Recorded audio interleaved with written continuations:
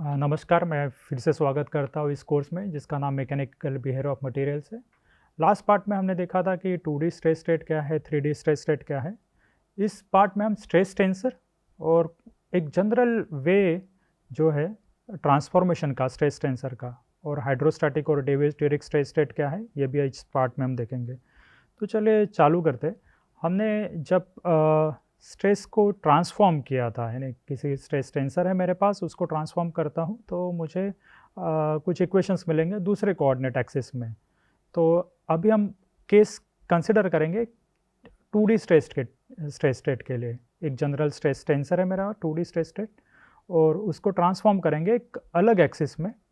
जैसे ये भी एक इक्वेशंस हमने देखे थे जब हमने 2D स्ट्रेस स्टेट को ट्रांसफॉर्म किया था किसी और कोऑर्डिनेट एक्सिस में।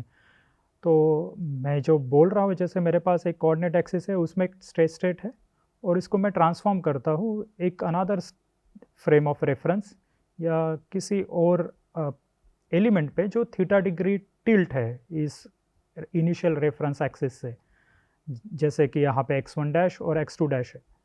तो ये इक्वेशंस मुझे मिलेंगे। जैसे मैं लिख लेता हूँ यहाँ पे, मेरे पास एक स्टेट ऑफ स्ट्रेस है, ये 2D स्ट्रेस स्टेट है। 2D स्ट्रेस स्टेट यानी सिग्मा 1 सिग्मा 2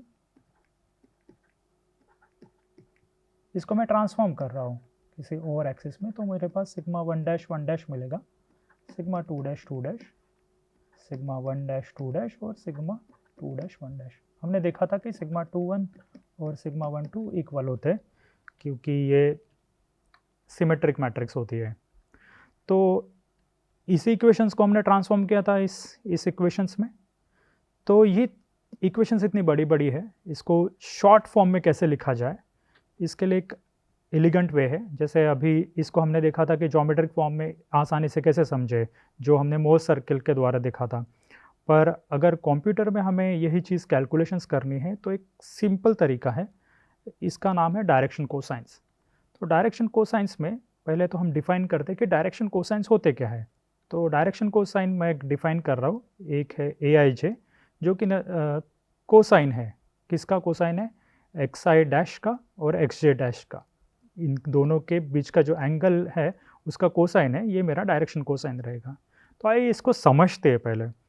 तो जैसे मैंने A11 मान लिया, तो यहाँ पे I मेरा 1 है और J मेरा 1 है, तो ये हो जाएगा x1 डैश और x1 के बीच का एंगल का कोसाइन। तो x1 कहाँ पे है? यहाँ पे मेरे पास x1 है और x1 डैश है, इसका बीच का एंगल होगा थीटा। तो इसका हो जाएगा जो कोसाइन होगा ये कॉस थीटा होगा। तो पहले इसको एक रिप्रेजेंट कर लेते हैं इस फॉर्म में। जैसे इसको मैंने एक मैट्रिक्स फॉर्म में लिख लिया है, क्योंकि 2D स्ट्रेस स्टेट है तो मैं एक 2D मैट्रिक्स के फॉर्म में इसको लिख रहा हूँ डायरेक्शन कोसाइंस को। जैसे ये A11, A12, A21 और A22 है। A12 क्या है? A12 रिप्रेजेंट करेगा कोसाइन ऑफ x1 डैश और x2 के बीच में। x1 डैश कहाँ पे है? ये मेरा x1 डैश है और ये x2 हो जाएगा। तो ये एंगल है मेरा π/2 माइनस थीटा, क्योंकि हमें पता है ये x1 और x2 का एंगल है π/2। लिख लेते हैं इसको भी, तो ये एंगल हो जाएगा π/2। तो ये एंगल होगा मेरा x1 डैश और x2 का बीच का π/2 माइनस थीटा। A21 है मेरा कोसाइन, किसके बीच का एंगल है? x2 डैश और x1 के बीच में, ये मेरा x2 डैश और x1 के बीच में। तो ये टोटल एंगल होगा, तो इसको भी मार्क कर लेते हैं। ये पूरा एंगल जो है ये मेरा हो जाएगा π/2 प्लस थीटा। और A22 है x2 डैश और x2 के बीच का एंगल का कोसाइन। तो ये x2 डैश है और x2 है, इसका बीच का एंगल हो जाएगा मेरा थीटा, क्योंकि हमें पता है x1 डैश और x2 का एंगल हो जाएगा ये x1 डैश और x2 का एंगल है 90 डिग्री। तो अगर ये थीटा डिग्री टिल्टेड है तो ये भी यहाँ से x2 और x2 डैश का एंगल थीटा होना चाहिए। तो ये एंगल्स हमने मार्क कर लिए यहाँ पे, और ये हमारा डायरेक्शन कोसाइन है। और इसको अभी हम इस एक्चुअल फॉर्म में लिखते हैं। तो ये A11 हो जाएगा कॉस थीटा, A12 हो जाएगा साइन थीटा, क्योंकि A11 यानी क्या है? डायरेक्शन कोसाइन है x1 डैश और x1 के बीच में, तो ये थीटा है, तो इसका एंगल हो जाएगा कॉस थीटा। A12 को समझते हैं। A12 यानी हो जाएगा कोसाइन x1 डैश और x2 के बीच में, x1 डैश और x2 के बीच में ये एंगल है पाई बाई 2 माइनस थीटा, तो cos of pi by 2 minus theta हो जाएगा साइन थीटा।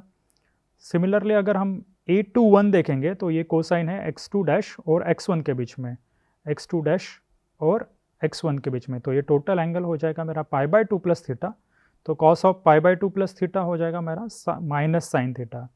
और A22 तो x2 डैश और x2 के बीच का जो एंगल है उसका कोसाइन है, तो ये एंगल थीटा है यहाँ पे, तो ये कॉस ऑफ थीटा हो जाएगा। तो ये मेरे डायरेक्शन कोसाइंस हो गए। तो ये मैंने डिफाइन किया है। अभी हम देखते हैं कि ट्रांसफॉर्मेशन कैसे करेंगे। तो यही ट्रांसफॉर्मेशन हमने इक्वेशन के द्वारा देखा है, अभी यही ट्रांसफॉर्मेशन हम डायरेक्शन कोसाइंस के द्वारा देखेंगे। तो ये मेरा स्टेट ऑफ स्ट्रेस है, इसको मैं ए डैश के टर्म में लिखूंगा और ये ट्रांसफॉर्मेशन हो जाएगा मेरा थीटा जब मैं रोटेट कर रहा हूँ एलिमेंट को, या मेरा रेफरेंस एक्सिस रोटेट हो रहा है इनिशियल रेफरेंस एक्सिस से थीटा डिग्री से। तो ये मैट्रिक्स इक्वेशन मैं लिख सकता हूँ। ये जो मेरा ट्रांसफॉर्म्ड स्टेट ऑफ स्ट्रेस है, ये मेरा इनिशियल स्टेट ऑफ स्ट्रेस है ए, और ये मेरा डायरेक्शन कोसाइन है, और ये मेरा डायरेक्शन कोसाइन का ट्रांसपोज है। तो ये इक्वेशंस मैंने देख लिए थे यहाँ पे, इनिशियल जो हमने डिराइव किए थे इक्वेशंस। तो अभी हम देखते हैं इस मैट्रिक्स इक्वेशन को एक्सपांड करते हैं, तो मैं ये स्टेट ऑफ स्ट्रेस इस तरह से निकाल पाऊँगा। तो स्टेट ऑफ स्ट्रेस इस तरह से निकालना है, तो लगभग अभी हम देखते हैं, इसको पहले सॉल्व करके देखते हैं। तो अगर मैट्रिक्स मल्टीप्लिकेशन मैं करूँगा तो इसको सॉल्व करके देखते हैं। जैसे मैं इसको और इसको पहले मैट्रिक्स को यानी 1, 2 और 3 को मल्टीप्लाई करना पड़ेगा। तो पहले हम ऐसे मल्टीप्लाई करते हैं। तो यहाँ पे लिख लेते हैं हम, ये sigma 1 dash 1 dash, sigma 2 dash 2 dash, sigma 1 dash 2 dash और सिग्मा 2 डैश 1 डैश, ये मेरा मैट्रिक्स हो गया ये वाला। तो लेफ्ट हैंड साइड अगर मैं इसको सॉल्व करूँगा तो पहले मैं ऐसे मल्टीप्लाई करूँगा, तो cos of theta two sigma 1 1 plus sine theta into sigma 2 1, और फिर मैं मल्टीप्लाई करूँगा इस तरह से minus sine theta into sigma 1 1 plus cos theta into sigma 2 1, और इसको मल्टीप्लाई करूँगा ऐसे cos theta two sigma 1 2 plus sine theta two sigma 2 2, ये क्लोज हो जाएगा। यहाँ पे minus sine theta into sigma 1 2 plus cos theta two sigma 2 2, और ये मेरा third matrix cos theta minus sign theta to sine theta and cos theta.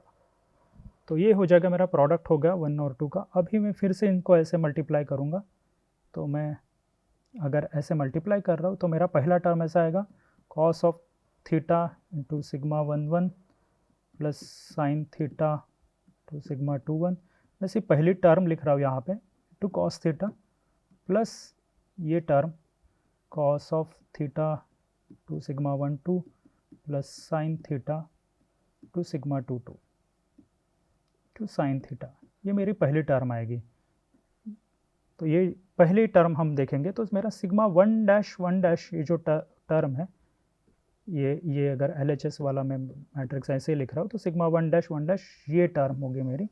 अगर इसको मैं मल्टीप्लाई करता हूँ तो मेरे पास आएगा sigma 1 1 cos square theta plus sigma 2 1 cos theta sine theta plus sigma 1 2 cos theta sine theta plus sigma 2 2 sine square theta. अगर मैं इसको सॉल्व करूँगा तो मेरे पास आएगा sigma 1 1 cos square theta plus ये सिग्मा 1 2 और सिग्मा 1 2 और सिग्मा 2 1 सेम है, तो ये मैं इसको इस तरह से लिख सकता हूँ, sigma 1 2 cos theta sine theta plus sigma 2 2 sine square theta. तो अगर हम देखेंगे सिग्मा 1 डैश जो मुझे यहाँ पे मिला है ये मल्टीप्लिकेशन से, और ये जो टर्म है एग्जैक्टली सेम है। यानी मैंने बोला भी था कि सिग्मा 1 2 को मैं टाउ 1 2 भी लिख सकता हूँ क्योंकि शेयर स्ट्रेस है। तो हमें एक सिंपल रिलेशन, यानी यही बड़ा रिलेशन एक सिंपल कॉम्पैक्ट मैट्रिक्स मल्टीप्लिकेशन से मिल रहा है। तो ये किसकी यूटिलिटी है? तो हम यही अभी मैथमेटिकल आइडेंटिटी इस्तेमाल करेंगे जब हम स्ट्रेस को ट्रांसफॉर्म करने की कोशिश करेंगे। तो स्ट्रेस को ट्रांसफॉर्म जब करेंगे तो ये ट्रांसफॉर्म स्ट्रेस होगा। तो मुझे अगर डायरेक्शन कोसाइंस पता है तो मैं उसका ट्रांसपोज लूँगा और मेरा इनिशियल स्टेट ऑफ स्ट्रेस को मैं कन्वर्ट कर सकता हूँ अगर मुझे डायरेक्शन कोसाइंस मुझे पता है। तो इन दोनों में भी अगर मैं ऐसे लिखूँगा तो इसमें मुझे पता नहीं चल रहा है कि मेरा 2D स्ट्रेस स्टेट है या 3D स्ट्रेस स्टेट है इस मैथमेटिकल फॉर्म में। तो यहाँ पे हमने तो जनरल स्ट्रेस टेंसर लिखा था 2D स्ट्रेस स्टेट के लिए, पर अब हम आगे भी जाएंगे 3D स्ट्रेस स्टेट देखेंगे तो ये इक्वेशन मुझे कुछ बता नहीं रहा है। तो मैं उसको इस तरह से लिखूँगा, ये एक एलिगेंट वे है लिखने का, यानी काफ़ी अच्छा वे है। इसको हम कहेंगे, इसको हम आइंस्टाइन नोटेशन से लिखते हैं। ये जो नोटेशंस दिख रहे हैं मेरे, तो यहाँ पे मैं आइंस्टाइन नोटेशंस के द्वारा लिखूँगा।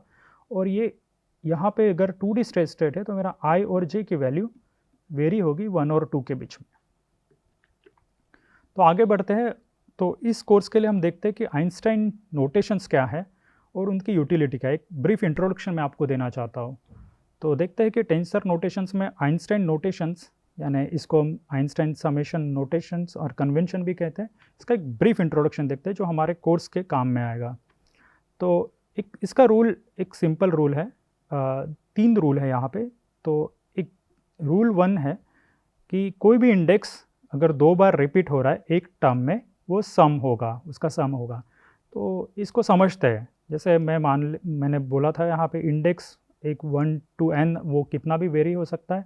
टिपिकली हम n यहाँ पे 3 तक वेरी होगा यहाँ पे हमारे कोर्स में, क्योंकि हम 3D कोऑर्डिनेट एक्सिस को बिलोंग करते हैं। 3D स्ट्रेस स्टेट तक ही जाएंगे, तो ये n की वैल्यू 3 तक ही आएगी हमारे कोर्स में। तो मान लेते हैं हमारा सिंपल रिलेशन हमने लिखा था, sigma dash mn is equal to AMI ANJ sigma IJ। तो AMI ANJ हमारे डायरेक्शन कोसाइंस थे, ए हमने डिनोट किया था डायरेक्शन कोसाइन के लिए।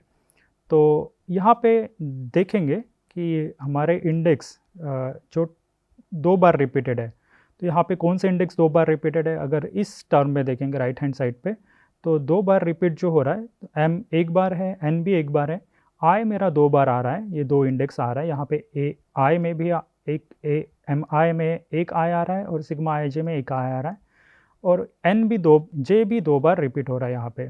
तो यहाँ पे j आ रहा है इस डायरेक्शन कोसाइन के टर्म में, और स्ट्रेस के टर्म में भी j 2 बार आ रहा है।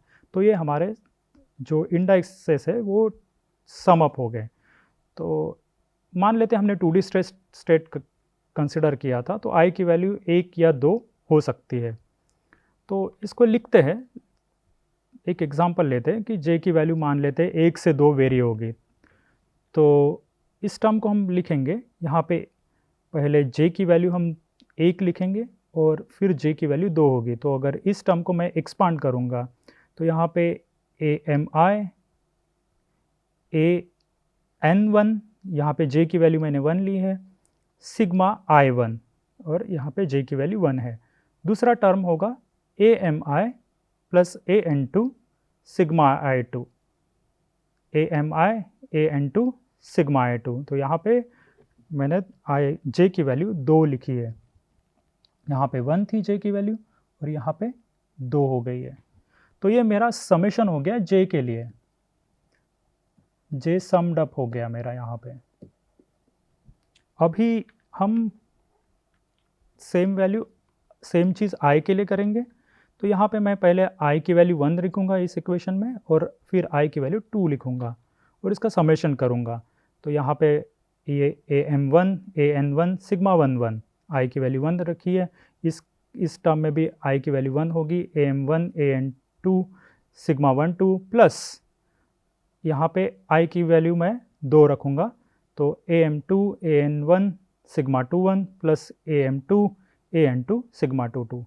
तो यहाँ पे i और j की वैल्यू हमने 1 और 2 से वेरी की है और दोनों का समेशन किया है। तो ये मेरा, अगर जब मेरा i और j 1 to 2 वेरी हो रहा है तो ये टर्म ये इतना बड़ा क्वांटिटी रिप्रेजेंट करेगी और ये समड अप हो रहा है यहाँ पे। तो ये हमारा रूल 1 है। यहाँ पे अभी हम देखते हैं i और j जो है इनको हम डमी इंडेक्स कहते हैं। अभी डमी इंडेक्स क्या होते हैं? तो डमी इंडेक्स वो होते हैं जिनको मैं रिप्लेस कर सकता हूँ जैसे मैं चाहूँ वैसे। तो ये डमी इंडेक्स क्यों है? तो क्योंकि ये जो डमी इंडेक्स है ये मैं इनको सम अप कर सकता हूँ, इसलिए मैं इनको डमी इंडेक्स कहता हूँ। और दूसरी चीज़ है कि ये मैं उनको रिप्लेस करूँगा तब ये वही, जैसे मैं अगर मैं j और i को रिप्लेस करूँगा किसी और इंडेक्स से तो ये ऑलरेडी किसी इस इक्वेशन में नहीं होने चाहिए, तभी मैं उसको रिप्लेस कर सकता हूँ। और ये जो दूसरा i और j को मैं अगर रिप्लेस कर रहा हूँ तो वो भी वेरी हो गए मेरे 1 और 2 से। यहाँ पे हमने देखा था i और j वेरी हो रहे 1 to 2 से, तो वो भी इंडेक्स जो भी मैं रिप्लेस करूँगा वो 1 और 2 वेरी होना चाहिए। एक एग्जांपल लेके देखते हैं। तो मान लेते हैं कि मैं रिप्लेस करता हूँ i को l से और j को k से। तो यही इक्वेशन मैं इस तरह से लिख सकता हूँ, sigma dash mn is equal to ami anj। Sigma I J को इस तरह से लिख सकता हूँ aml ank सिग्मा lk। तो यहाँ पे मैंने रिप्लेस किया i को l से और j को k से। तो ये l और k को मैंने रिप्लेस किया। अगर आप देखेंगे तो इस इक्वेशन में l और k थे नहीं, तो इसलिए मैं i और j को l और k से रिप्लेस कर पाया। और l और k की वैल्यू वेरी होगी, इसको भी लिख सकते हैं, l और k की वैल्यू यहाँ पे वेरी होगी 1 और 2 तक ही, क्योंकि हमारे i और j की वैल्यू वेरी हो रही है 1 और 2 से। तो ये डमी इंडेक्स है और डमी इंडेक्स को मैं रिप्लेस कर सकता हूँ। भाई मानते हैं मेरा m और n क्या है, तो m और n ये एक ही बार आ रहे हैं इस इक्वेशन में और एक ही टर्म में, तो इसको कहते हैं फ्री इंडेक्स। इसको मैं रिप्लेस नहीं कर सकता हूँ, यानी ये इंडाइसेस हमेशा यहाँ पे इस इक्वेशन में रहेंगे। m और n को मैं रिप्लेस नहीं कर पाऊँगा, और जो इंडाइसेस को मैं रिप्लेस नहीं कर पाता उनको मैं कहता हूँ फ्री इंडेक्स। रूल 2 देखते हैं आइंस्टाइन समेशन कन्वेंशन का। यहाँ पे नो इंडाइसेस अकर 3 और मोर टाइम्स, यानी किसी भी टर्म में, जैसे ये टर्म मैंने मान ली ami anj सिग्मा aj, अगर मैं देखूँगा इस टर्म में i 3 बार आ रहा है तो ये वैलिड नहीं है। पर ये टर्म मैं देखता हूँ, यहाँ पे मैंने 2 टर्म लिखी है ami anj sigma ij plus bmi anj sigma ij। तो यहाँ पे मैं देखूँगा i तो 3 बार आ रहा है, पर ये टर्म जब मैं कहूँगा तो मेरी ये एक टर्म होगी, तो इस टर्म में i सिर्फ 2 बार आ रहा है, तो इसलिए ये गलत है पहला वाला, क्योंकि i यहाँ पे 3 आ रहा था, ये एक ही टर्म है, इसमें i 3 बार आ रहा है, तो ये अलाउड नहीं है, ये अलाउड है। ये मेरा हो गया रूल 2। अभी रूल तीसरा देखते हैं आइंस्टाइन नोटेशन में। जो फ्री इंडाइसेस है, जो फ्री इंडाइसेस हमने देखा था जो हम किसी को रिप्लेस नहीं कर सकते, तो ये दोनों साइड सेम होने चाहिए, लेफ्ट हैंड साइड और राइट हैंड साइड पे। तो ये देखते हैं, अगर i मेरा फ्री इंडाइसेस है, i मेरा यहाँ पे फ्री इंडाइसेस है और j भी यहाँ पे मेरा फ्री इंडाइसेस है, ये मैच नहीं हो रहा है यहाँ पे, यानी 2 फ्री इंडाइसेस, यहाँ पे 2 फ्री इंडाइसेस है, यहाँ पे एक ही फ्री इंडाइसेस है, मैच नहीं हो रहा, तो ये अलाउड नहीं है। Similarly xj aik plus uk, अगर मैं देखूँगा यहाँ पे मेरा k 2 बार आ रहा है, ये मेरा डमी इंडेक्स हो गया, i मेरा फ्री इंडेक्स है, j मेरा फ्री इंडेक्स है, तो यहाँ पे इस साइड j नहीं है और इस साइड i नहीं है, तो ये भी अलाउड नहीं है आइंस्टाइन समेशन कन्वेंशन के अनुसार। तीसरा देखते हैं कि मेरा डमी इंडेक्स है, i मेरा फ्री इंडेक्स है और यहाँ पे i मेरा फ्री इंडेक्स है, तो यहाँ पे देखेंगे दोनों फ्री इंडेक्स मैच हो रहा है लेफ्ट हैंड साइड और राइट हैंड साइड, सो ये अलाउड है। अगर हम ये भी टर्म देखते हैं sigma dash mn plus ami anj sigma ij, तो अगर देखेंगे मेरे फ्री इंडेक्सेस m और n है, तो m और n इस साइड मैच हो रहे हैं, यहाँ पे m एक बार है, यहाँ पे n एक बार है, यहाँ पे m एक बार है और यहाँ पे n एक बार है, तो दोनों तरफ ये मैच हो रहा है, तो आइंस्टाइन समेशन के अनुसार ये ऐसा लिखना उचित है। अभी आगे बढ़ते हैं, हमारे कोर्स के लिए इसकी यूटिलिटी देखते हैं आइंस्टाइन नोटेशंस की। तो ये हमने सिंपल ट्रांसफॉर्मेशन दिखा था स्ट्रेस का, डायरेक्शन कोसाइंस और मेरा इनिशियल स्टेट ऑफ स्ट्रेस के अनुसार। तो मान लेते हैं मेरे पास 2D स्ट्रेस स्टेट है, तो आई और जे की वैल्यू वेरी होगी 1 और 2 तक। तो इसको हमने एक्सपांड किया था, जब आई और जे की वैल्यू 1 और 2 है तो इसी कॉम्पैक्ट रिलेशन को हमने एक्सपांड कर सकते हैं इसी फॉर्म में, समेशंस के फॉर्म में। मान लेते हैं हम m और n की वैल्यू 1 और 1 है, तो m और n की वैल्यू जब 1 1 रहेगी तो इसको ही मैं सिग्मा 1 डैश लिख सकता हूँ। तो ये m और n की वैल्यू जब मैं 1 1 लिखूँगा तो ये हो जाएगा a11 sigma 11 plus a12 sigma 12 plus a11 sigma 21 plus a12 sigma 22। तो ये जो हो गया मेरा डायरेक्शन कोसाइंस। अब हमने डिफाइन किया था डायरेक्शन कोसाइंस, अगर आप रिकॉल करेंगे तो ये मेरे डायरेक्शन कोसाइंस थे और उनकी ये वैल्यूज़ थी थीटा के फॉर्म में, कोसाइंस के फॉर्म में, cos theta sine theta minus sine theta cos theta 2D state के लिए। अगर ये a11 और a12 की वैल्यू मैं यहाँ पे पुट करता हूँ तो मुझे ये रिलेशन मिल जाएगा, और इसको मैं सॉल्व करता हूँ तो मेरे पास ये आइडेंटिटी आएगी। और ये आइडेंटिटी और इनिशियल आइडेंटिटी जब हमने देखी थी तो ये एग्जैक्टली सेम आइडेंटिटी मुझे मिल रही है। तो ये मेरी आइंस्टाइन नोटेशंस की यूटिलिटी हो गई। तो अगर मैं ट्रांसफॉर्मेशन लिख रहा हूँ इस तरह से, तो मैं सारे टर्म्स जैसे सिग्मा 1 डैश इसी एक टर्म से मैं डिनोट कर सकता हूँ। तो ये मेरा सिग्मा 1 डैश हो गया, जो हमने देखा कि इनिशियल जो रिलेशन है उसी की तरह मैच हो रहा है। आपके पास अब एक होमवर्क है, तो ये जो होमवर्क है आपको सिग्मा 1 डैश 2 डैश और सिग्मा 2 डैश के लिए डिराइव करना है आइंस्टाइन नोटेशंस के अनुसार।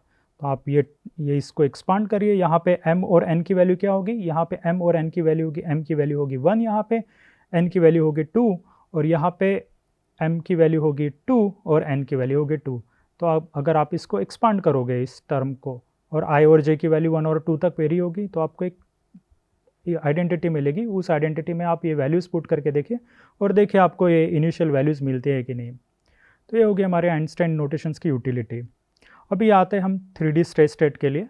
तो 3D स्ट्रेस स्टेट में भी सिमिलर अप्रोच हम इस्तेमाल करेंगे। जैसे मेरे पास एक स्ट्रेस टेंसर है, यहाँ पे मेरे पास 9 कंपोनेंट्स है, उसमें से मुझे पता है कि 6 कंपोनेंट्स इंडिपेंडेंट है, हमने देखा था। और इसको मैं ट्रांसफॉर्म करता हूँ ए डैश में, तो मेरे पास ये ट्रांसफॉर्म कोऑर्डिनेट एक्सिस या रोटेटेड एलिमेंट में मेरे पास ये 9 कंपोनेंट आएंगे।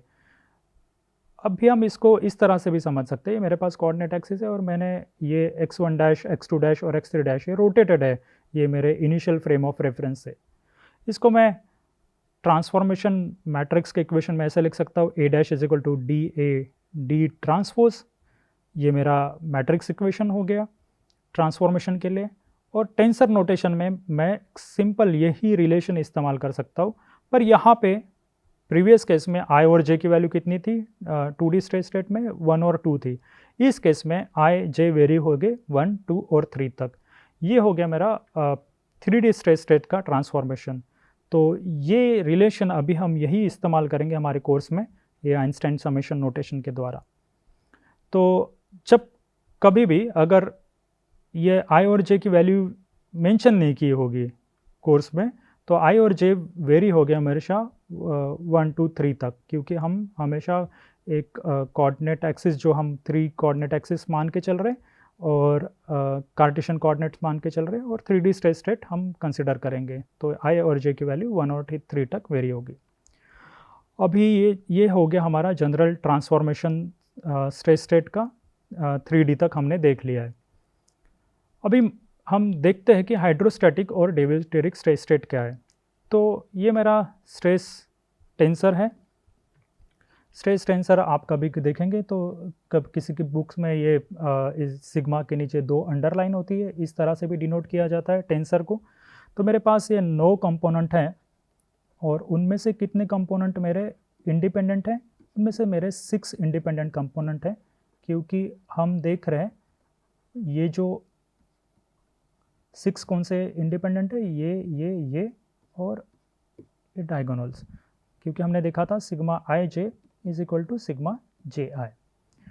और ये क्यों इंडिपेंडेंट है, क्योंकि हम स्टैटिक इक्विलिब्रियम कंसिडर कर रहे हैं, इसलिए क्योंकि स्ट्रेस मैट्रिक्स हमारा सिमेट्रिक होना चाहिए इसलिए। तो इस स्ट्रेस टेंसर को मैं इस तरह से भी लिख सकता हूँ, मैं इस तरह से लिख सकता हूँ। अगर मैं इस स्ट्रेस मैट्रिक्स को इस तरह से मैट्रिक्स अलजेब्रा अगर मैं अप्लाई करूँगा तो यहाँ पे देखेंगे कि मेरे पास सिर्फ यहाँ पे डायगोनल एलिमेंट्स हैं और ऑफ डायगोनल एलिमेंट्स जो भी है वो सारे ज़ीरो है, और इन दोनों का समेशन अगर मैं देखूँगा तो मुझे ये इनिशियल स्ट्रेस मैट्रिक्स मुझे मिलनी चाहिए या इनिशियल स्टेट ऑफ स्ट्रेस मुझे मिलनी चाहिए। तो मैं मैट्रिक्स अलजेब्रा अप्लाई करके ये इसको इस तरह से लिख सकता हूँ। तो अगर आप देखेंगे मैं इन दोनों को ऐड करूँगा, ये टर्म और ये टर्म, तो मुझे सिग्मा 1 1 मिलना चाहिए। तो इस स्टेट ऑफ स्ट्रेस में जहाँ पे ऑफ डायगोनल टर्म्स ज़ीरो है, तो ये ऑफ डायगोनल टर्म्स अगर मैं मानूंगा तो ये ऑफ डायगोनल टर्म्स क्या होगी, ये मेरी शेयर स्ट्रेसेस हो गए। हमने देखा था कि ये जो वैल्यूज़ है, ये जो डायगोनल टर्म्स है, ये रिप्रेजेंट करती है मेरी नॉर्मल स्ट्रेसेस को,